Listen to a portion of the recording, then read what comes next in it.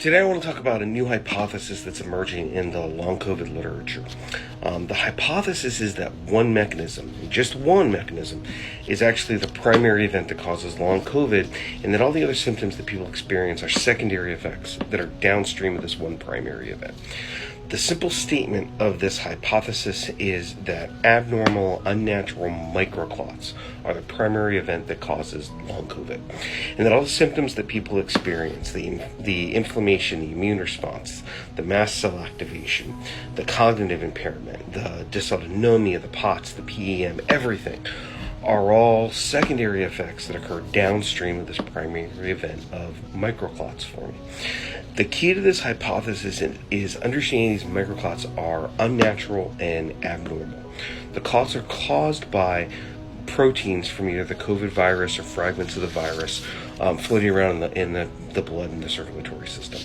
So in the absence of being exposed to COVID proteins, these microclots don't form naturally, right? And because these microclots are abnormal and unnatural, the endogenous systems we have in the body that normally break clots down when we're done with them, they don't break down these abnormal microclots. So these microclots persist in the body.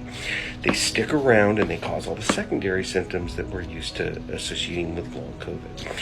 These abnormal microclots can occur anywhere in the body where you have circulation of the blood, right? So they can occur in the abdomen, they can occur in your limbs, your hands, your legs.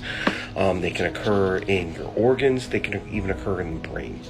And the formation of these clots all over the body is what explains the variety of symptoms we see with long COVID and why it affects multiple organ systems.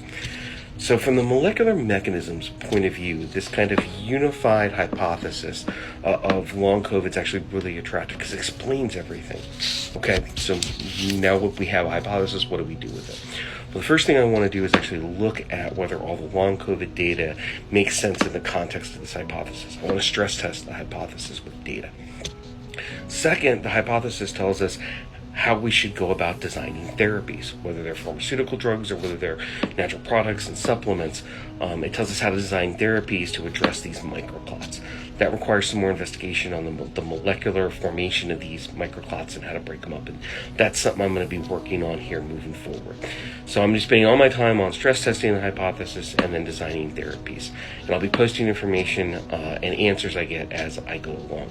So leave me a comment below and let me know what you think about this hypothesis that microclotting is the primary event that causes long COVID. And as always, if you want to follow my research, leave me a comment below, check out my profile, give me a follow, and I'll see you next time. Thanks.